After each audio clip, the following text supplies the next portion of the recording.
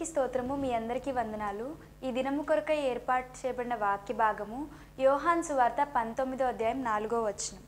పిలాతు మరలా వెలుపలికి వచ్చి, ఇదిగో ఈయన యందు ఏ దోషమును నాకు కనబడలేదని మీకు తెలియనట్లు ఈయనను మీ వద్దకు వెలుపలికి తీసుకొని వచ్చుచున్నానని వారితో అనెను. ఆమేన్. దేవునికి స్తోత్రం. హల్లెలూయా, హల్లెలూయా, హల్లెలూయా. మన ప్రభువును ప్రియరక్షకుడైనటువంటి నజరేయుడైన యేసుక్రీస్తు యొక్క ప్రశస్తమైన, పరిశుద్ధమైన, అమూల్యమైన నామంలో శాంతి టీవీ వీక్షకులైన, మరి ముఖ్యంగా ఆయన హెచ్చవలసి ఉన్నది, హీ మస్ట్ ఇంక్రీజ్ అనేటువంటి అనుదిన ఆత్మీయ కార్యక్రమ వీక్షకులైన మీ అందరికీ ప్రత్యేకమైనటువంటి వందనాలు తెలియజేస్తున్నానండి. నేను మీ సహోదరుణ్ణి, మీ బ్రదర్ని, మీ కుటుంబ సభ్యుణ్ణి. మనమందరము ఒకే ఒక కుటుంబం, దేవుని కుటుంబం. We are God's family, God's house. మనము దేవుని పిల్లలు అగుటకు అధికారము పొందిన వాళ్ళం. మీరు, నేను, పాస్టర్లైన, విశ్వాసులైన దేవుని పిల్లలు అగుటకు, చిల్డ్రన్ ఆఫ్ గాడ్ అగుటకు అధికారం పొందిన వాళ్ళం కనుక దేవుడు మన తండ్రి కనుక మనం దేవుని కుటుంబానికి, దేవుని ఇంటికి చెందిన వారం. దేవుని స్తోత్రం. కాబట్టి మీరు నా సహోదరి సహోదరులు, అందును బట్టి నేను ప్రభు నామాన్ని మహిమపరుస్తున్నాను. భౌతికమైన బంధుత్వం మన మధ్య లేనప్పటికీ కూడా ఆత్మ సంబంధమైన బంధుత్వం ఏర్పడింది. అందును బట్టి నేను స్తుతిస్తున్నాను.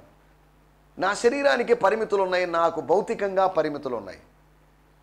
కానీ అందును బట్టి నాకు కొద్దిమందే భౌతికమైన బంధువులు ఉండేటువంటి అవకాశం ఉంది. కానీ ఆత్మ సంబంధంగా నాకు అనేక మంది ఉన్నారు. ప్రభు అనుగ్రహించినటువంటి కుమారులు, కుమార్తెలు, ప్రభు అనుగ్రహించినటువంటి సహోదరి సహోదరులు. ప్రభు కృపను బట్టి తమిళనాడు రాష్ట్రంలోను, కర్ణాటక రాష్ట్రంలోను, తెలంగాణ రాష్ట్రంలోను, ఆంధ్రప్రదేశ్లోను, ఇంకా ఆయా ప్రదేశాల్లో దేవుడు నాకు కొంతమంది ఆత్మీయ కుమారులను, కుమార్తెలను అనుగ్రహించాడు. అందును బట్టి నేను ప్రభు నామాన్ని మహిమపరుస్తున్నాను. దేవుని స్తోత్రం. హల్లెలూయా. ఆత్మీయ తండ్రులుగా మారాలి, ఆత్మీయ తల్లులుగా మీరు మారాలి, అనేకులను కనాలి, సువార్తను ప్రకటించాలి. అది పాస్టర్ డ్యూటీ అనండి, అది సువార్థికుని డ్యూటీ, మా డ్యూటీ కాదు. మేము చర్చికి వెళ్ళాము, కొద్దిసేపు కూర్చున్నాము, మాటలు విన్నాము, ఏదో కానుక ఇచ్చాము, వచ్చాము అని మాత్రం కాదు. దానికి మించి మనకు రెస్పాన్సిబిలిటీ ఉంది అనేటువంటి సంగతిని మీకు జ్ఞాపకం చేస్తున్నాను. దేవుని స్తోత్రం. హల్లెలూయా. గత దినాల్లో నేను వేరు వేరు ప్రదేశాలకు పరిచర్యకి వెళ్ళడానికి ప్రభు సాయం చేశాడు. ప్రభు కృపను బట్టి హైదరాబాద్లో 2 రోజులు నేను పరిచర్య నిమిత్తమై ఉన్నాను. 2 రోజులు పరిచర్య చక్కగా జరిగింది. బోరబండ అనేటువంటి ప్రదేశంలోనూ, అంతేకాకుండా ఆర్కేపురం, రామకృష్ణపురం, నేరేడుమిట్ట, సికింద్రాబాద్ ఆ ప్రాంతాల్లో కూడా చక్కగా పరిచర్య జరిగింది. అక్కడ దేవ కార్యాలు జరుగుతున్నాయి. దేవుని ప్రజలు గ్యాదర్ అయి వస్తున్నారు. దేవుని ప్రజలు దేవుని కార్యాలను చూస్తున్నారు.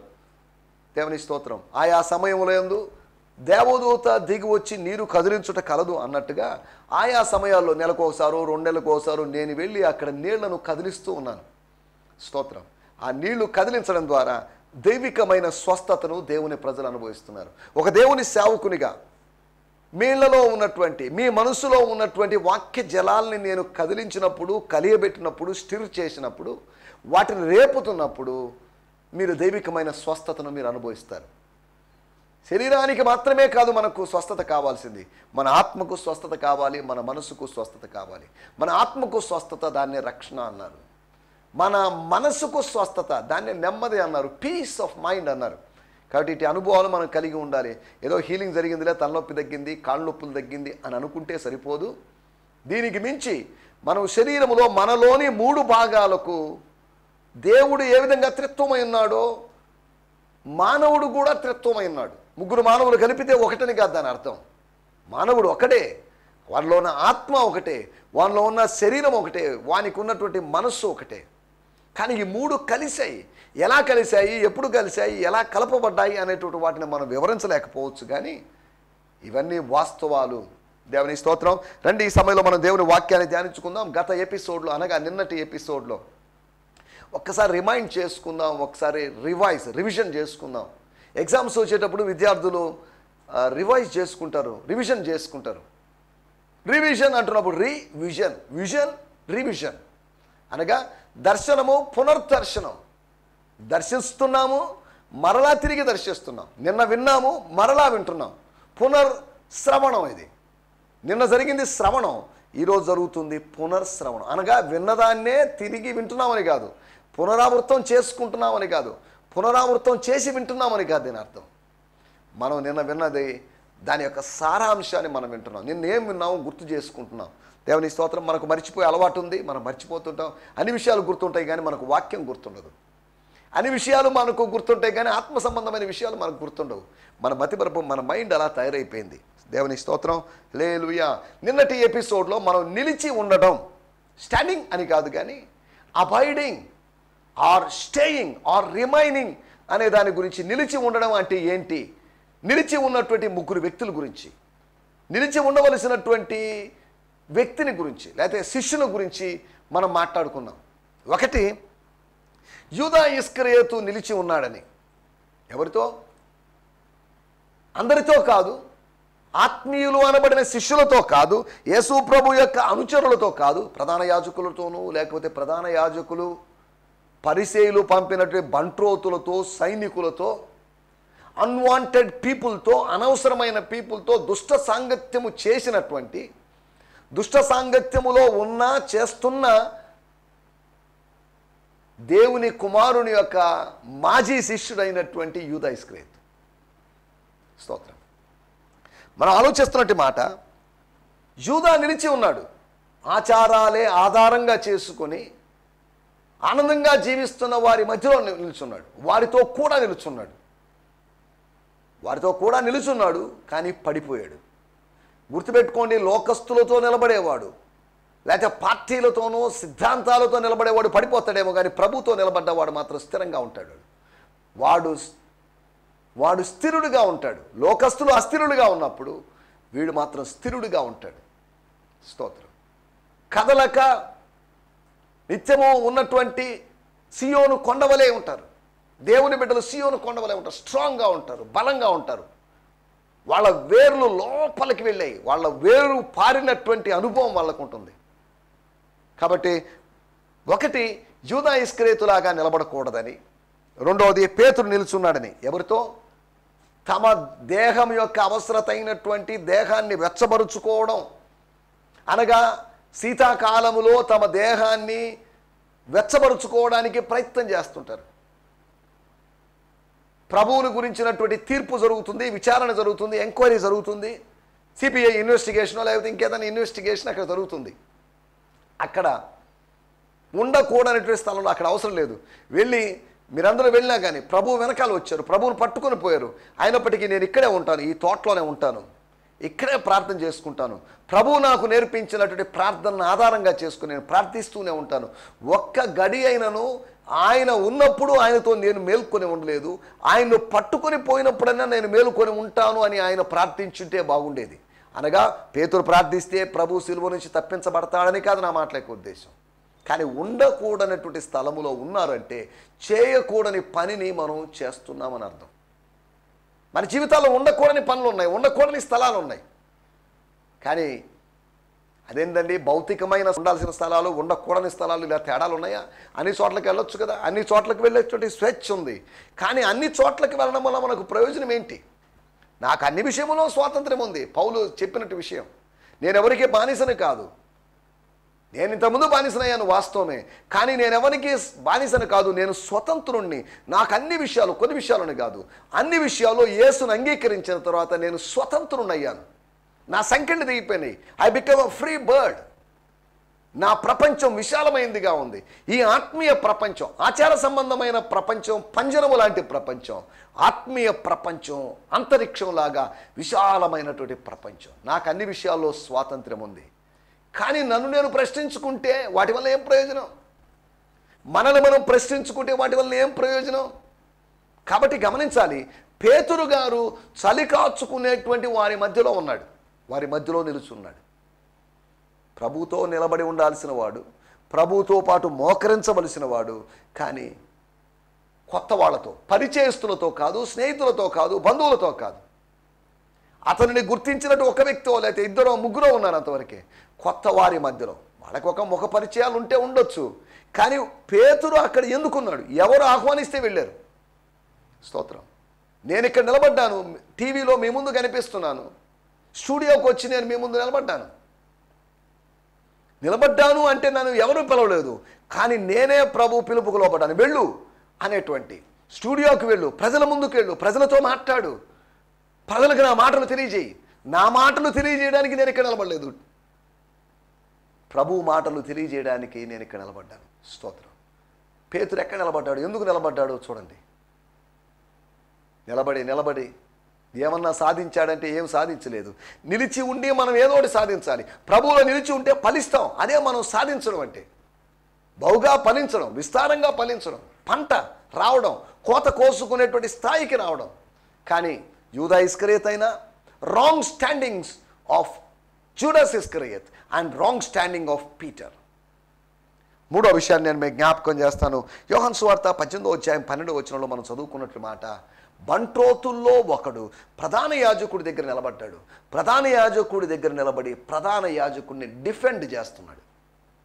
అనగా ప్రధాన యాజకుడిని పరిరక్షిస్తున్నాడు, కాపాడుతున్నాడు, ఆయన్ని ప్రొటెక్ట్ చేస్తున్నాడు. హలో, ఏం మాట్లాడుతున్నావు?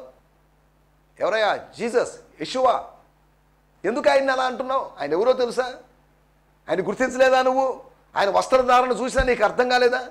ప్రధాన యాజకుడు అనేటువంటి ప్రాముఖ్యమైన స్థానములో, గంభీరమైనటువంటి ఆ స్థానములో, హోదాలో ఉన్న వ్యక్తితో ఇలా మాట్లాడతావేంటి? ఇలా వల్గర్గా మాట్లాడతావేంటి? అసహ్యంగా మాట్లాడతావేమిటి? చీప్గా మాట్లాడతావేంటి? అన్పార్లమెంటరీ వర్డ్స్ వాడతావేంటి అన్నట్టు అన్నాడు. ఆయన ఎవరు? ఆయన స్థాయికి తగ్గట్టు మాట్లాడాలి.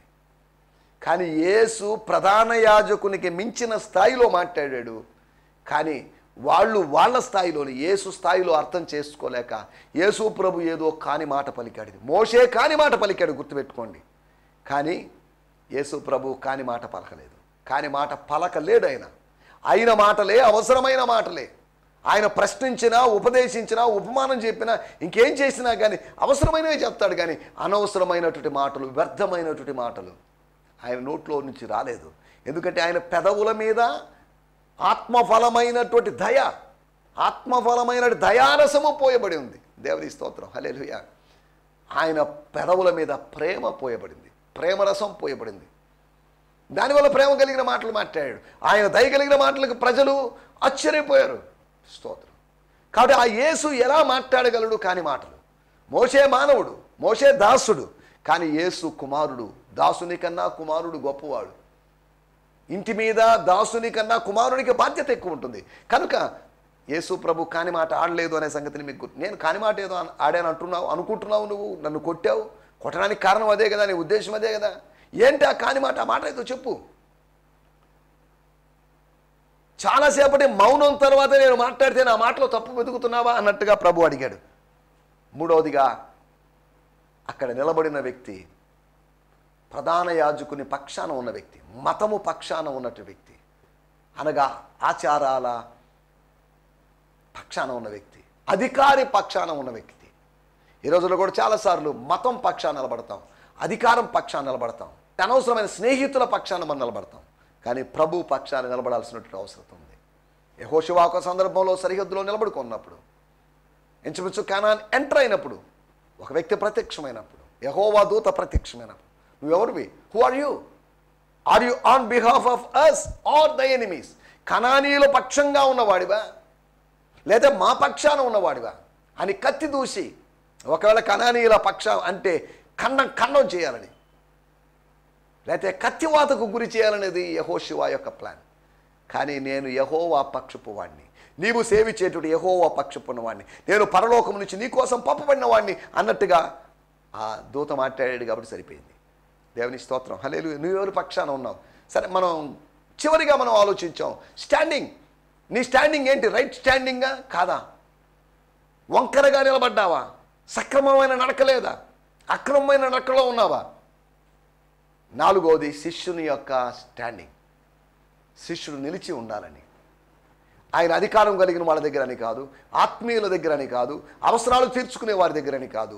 ఆయన ఎక్కడ ఉండాలంటే he should A disciple, every disciple, a female disciple or male disciple should stand in the Lord or abide in the Lord. ప్రభువులో నిలిచి ఉండాలి, తీగలో నిలిచి ఉండాలి, ఆయనలో నిలిచి ఉండాలి. ఆత్మ సంబంధమైనటువంటి ఆయనలో మనం నిలిచి ఉండాల్సినట్టు అవసరం ఉంది. దేవుని స్తోత్రం, హల్లెలూయా.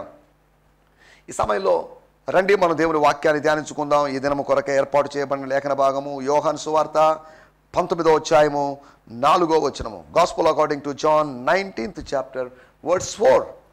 పిలాతు మరలా వెలుపలికి వచ్చి పొంతి పిలాతు మరలా వెలుపలికి వచ్చి, ఇదిగో ఈయన యందు ఏ దోషమును నాకు కనబడలేదని, ఈయన యందు నాకు ఏ దోషం, ఒక్క దోషం కూడా కనబడలేదు. ఎంత వెతికినా గాని దోషము ఈయనలో నాకు కనబడలేదు. మీకు తెలియనట్లు ఈయనను మీ యొద్దకు వెలుపలికి తీసుకొని వచ్చుచున్నానని వారితో అనెను. హల్లెలూయా, స్తోత్రం.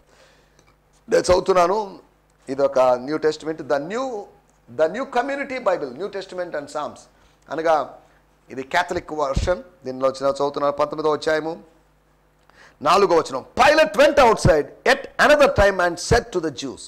మరొక పర్యాయము ఇంకోసారి ప్రజల దగ్గరికి వెళ్ళాడు. Look, I am bringing him out, I am bringing this man or Jesus Christ out, and I want you to know that I find no crime in him. మీరందరూ తెలుసుకోవాలి, ఇక్కడ ఉన్న వాళ్ళందరూ తెలుసుకోవాలి, ఇక్కడ కేకలు వేస్తున్న వాళ్ళు, ఇక్కడ అరుస్తున్న వాళ్ళు, ఏదో జరగాలని ఆశిస్తున్న వాళ్ళు, ఈ కేసులో పురోగతి రావాలని మీరు ఆశిస్తున్న వాళ్ళందరికీ నేను చెప్తున్నాను, ఎంత వెతికినా కానీ నాకు ఈయనలో ఏ దోషము కానరాలేదు. దేవుని స్తోత్రం. యేసులో ఏ దోషము కనుగొనలేరు. దానియేలు గ్రంథం 6వ అధ్యాయంలో దానియేలులో ఏదో లోపము కనుగొనాలని ప్రయత్నం చేశారు, కానీ అతన్ని ఇరికించడానికి అతని ఆత్మ సంబంధమైన విధానాలను బట్టి అతనిలో లోపం కనుగొన్నట్టుగా ఫీల్ అయ్యారు. తన లోపం కాదది. దినమునొక ముమ్మారు ప్రార్థిస్తున్నాడు. మీ దేవుళ్ళకి మీరు ప్రార్థిస్తున్నప్పుడు దానియేలు తన దేవునికి ప్రార్థించడంలో తప్పేంటి? 19వ అధ్యాయం 4వ వచనము బ్రియాన్ సిమ్మన్స్ గారి తర్జుమా టీపీటీలోంచి నేను చదువుతున్నాను. Once more pilot went out and said to the Jewish officials. యూదా అధికారులతో, విఐపీస్తో లేదా ప్రముఖులతో, ప్రసిద్ధులతో ఇలా చెప్తున్నాడు, I will bring him out once more. మరొక పర్యాయం మీ ముందుకు తీసుకొని వస్తాను. So that you know that I have found nothing wrong with him. మీరు అరుస్తున్నారు, కేకలేస్తున్నారు, మీరు చెప్పినటువంటి మీరు పలికినటువంటి అబద్ధ సాక్ష్యాలకు ఎటువంటి ఆధారాలు నాకు కనిపించలేదు. వాడొక భాషలో కూడా మనం చదువుకుందాం. యోహాను సువార్త 19వ అధ్యాయము 4వ వచనం. పిలాతు మరొకసారి వెలుపలికి వచ్చి యూదులతో, ఇదిగో చూడండి, అతన్ని మీ ముందుకు తీసుకొస్తున్నాను, అతన్ని శిక్షించటానికి నాకే కారణం కనిపించటం లేదు, ఇది మీరు గ్రహించాలి అని అన్నాడు. పిలాతు మరలా వెలుపలికి వచ్చి, ఆయన లోపలికి పోవడం, వెలుపలికి రావడం, లోపలికి పోవడం, వెలుపలికి రావడం. 18, 19 అధ్యాయంలో మనకి ఇది కనిపిస్తుంది. దీని గురించి ఇంగ్లీష్లో ఒక బైబిల్ వ్యాఖ్యాత అన్నాడు, పైలట్స్ పరేడ్.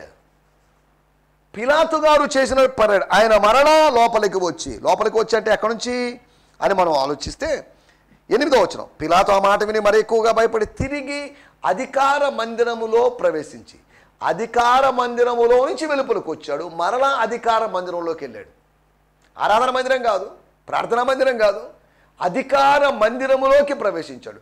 అనగా తన కోర్టులో నుంచి, తన ప్యాలెస్లో నుంచి, తన అంతఃపురంలోంచి, తన కార్యాలయపు స్థలంలోంచి ఆయన వెలుపలికి వచ్చాడు. పిలాతు మరలా వెలుపలికి వచ్చి, ఇదిగో ఈయనందు నాకు ఏ దోషము. ఫ్రాంక్గానే మాట్లాడుతున్నాను, నేను నిజమే చెప్తున్నాను, అతను నా బంధువు కాదు, నేను యూదుడిని కాదు, మీకు అందరికీ తెలిసిన విషయమే.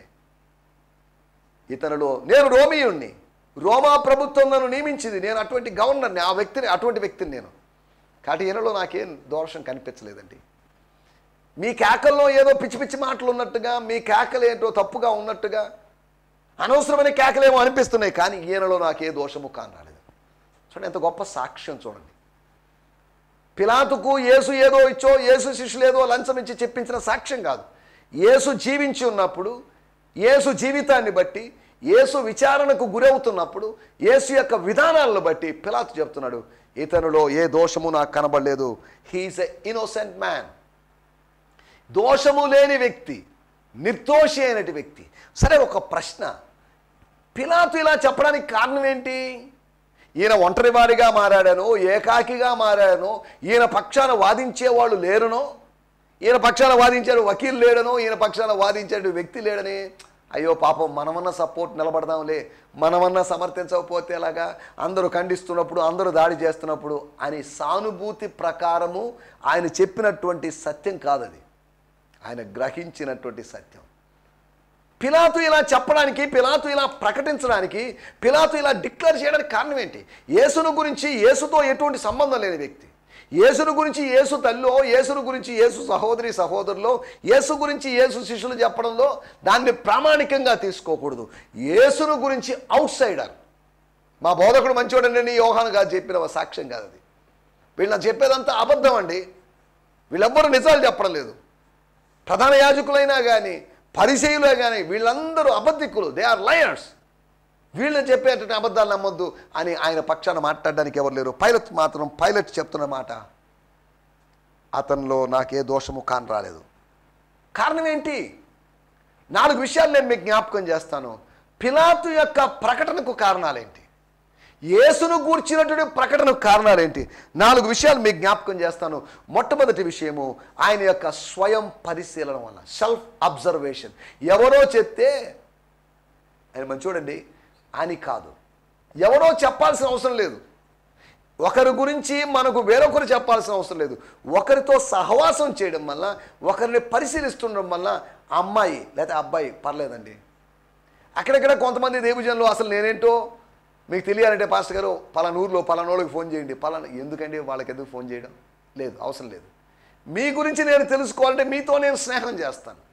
ఒక వ్యక్తి గురించి తెలుసుకోవాలంటే ఆ వ్యక్తితో స్నేహం చేయాలి. యేసుతో స్నేహం చేసినప్పుడు ఆయన గుణాతిశయాలు మనకు అర్థమవుతాయి. ఆ గుణాతిశయాలు అర్థమైనప్పుడు దాన్ని ప్రజల మధ్యలో అందరి ముందు ప్రకటించకుండా మనం ఉండలేం. యేసు గొప్పవాడు అని మనం చెప్పకుండా ఉండలేం. దేవుని స్తోత్రం, హల్లెలూయా. అనేక మంది పురుషులను చూచింది కనుక చెప్తుంది 10,000లో స్తోత్రం సుందరుడు, అతన్ని సులభంగా గుర్తుపట్టవచ్చు. అటువంటి ప్రత్యేకత కలిగిన వాడు, ప్రత్యేకమైన, he's a peculiar person. That's why I praise my loved, my beloved అన్నట్టుగా ఆమె చెప్పింది.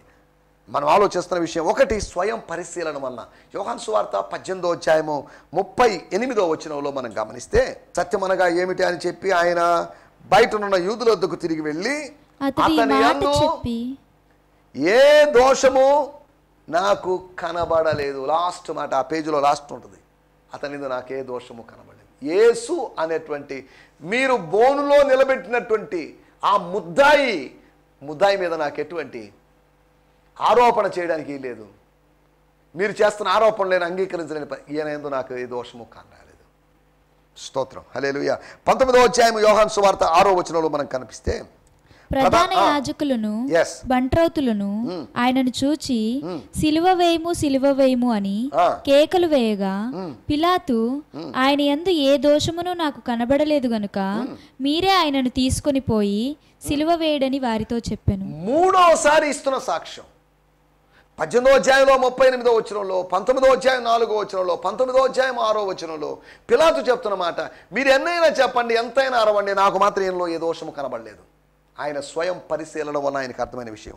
2వ విషయాన్ని నేను మీకు జ్ఞాపకం చేస్తాను. యోహాను సువార్త 19వ అధ్యాయము 9-10 వచనాలు రాయబడింది. పిలాతు ఆ మాట విని మరి ఎక్కువగా భయపడి, స్తోత్రం, తిరిగి తన అధికార మందిరంలో ప్రవేశించి, నువ్వు ఎక్కడి నుంచి వచ్చితివి, ఎక్కడి నుంచి వచ్చావు ప్రభువా, ఎక్కడి నుంచి వచ్చావు బోధకుడా అని అడిగాను. యేసు అతనికి ఏ ఉత్తరం ఇయ్యలేదు. స్తోత్రం. గనుక పిలాతు నాతో మాట్లాడవా? చూడండి, అలిగిన వాళ్ళు అలిగినప్పుడు, యేసు అలిగాడని కాదు, కొంతమంది అడుగుతాయి నాతో మాట్లాడవా, బిడ్డలు మనతో అడిగినట్లు నాన్న నాతో మాట్లాడవా, అమ్మ నాతో మాట్లాడవా అని అడిగినట్లుగా నాతో మాట్లాడవా అని అడుగుతున్నాడు. యేసు యొక్క మౌనాన్ని భరించలేకపోయాడు. యేసు మాట్లాడితే దాన్ని ఆస్వాదిస్తున్నాడు, కానీ యేసు యొక్క మౌనాన్ని భరించలేని పరిస్థితిలో ఉన్నాడు. కాబట్టి అందుకని ఆయన యొక్క స్పందన రాహిత్యం, మౌనంగా ఉన్నాడు. మార్కు సువార్త 15వ అధ్యాయం 5వ వచనంలో రాయబడింది, ఆయన మాట్లాడలేదు. ఆయన మాట్లాడకపోవడం చూసి పిలాతు ఆశ్చర్యపడ్డాడు అనే మాటను చూస్తున్నాం. 3వ విషయాన్ని నేను మీకు జ్ఞాపకం చేస్తాను. 19వ అధ్యాయము 11వ వచనం. అందుకు యేసు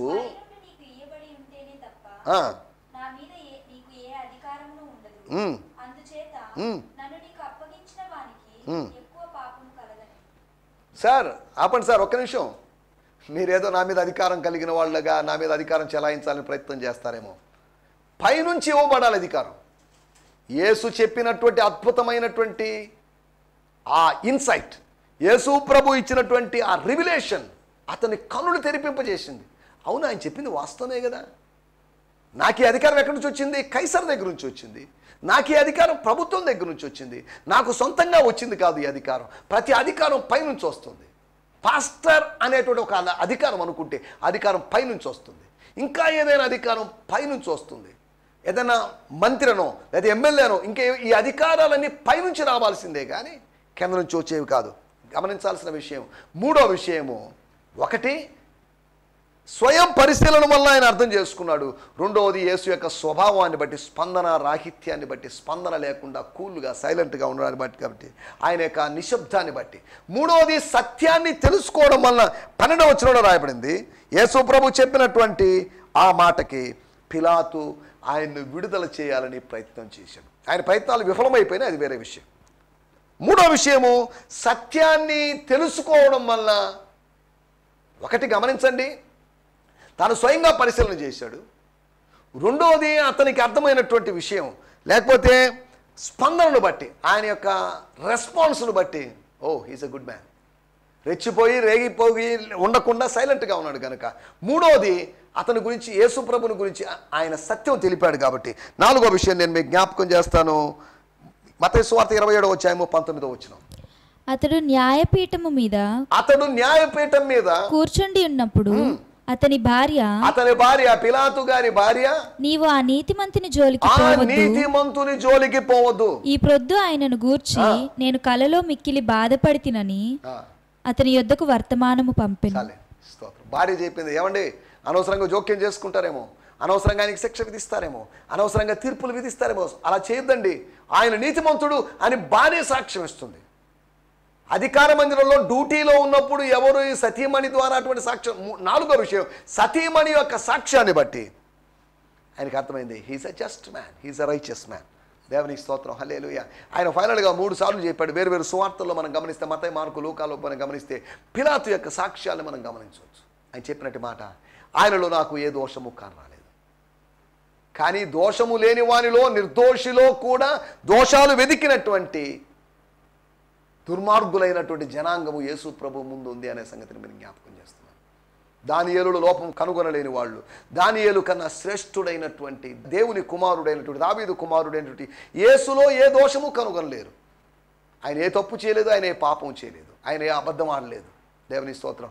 అటువంటి పరిశుద్ధుడైనటువంటి దేవుణ్ణి మనకు ప్రభువుగా మనం కలిగి ఉన్నాం కనుక దోషము లేనటువంటి ప్రభువుని, ఆయన్ను ఆరాధిస్తూ ముందుకు సాగడానికే మనకు ప్రభు సహాయం చేయనుగాక.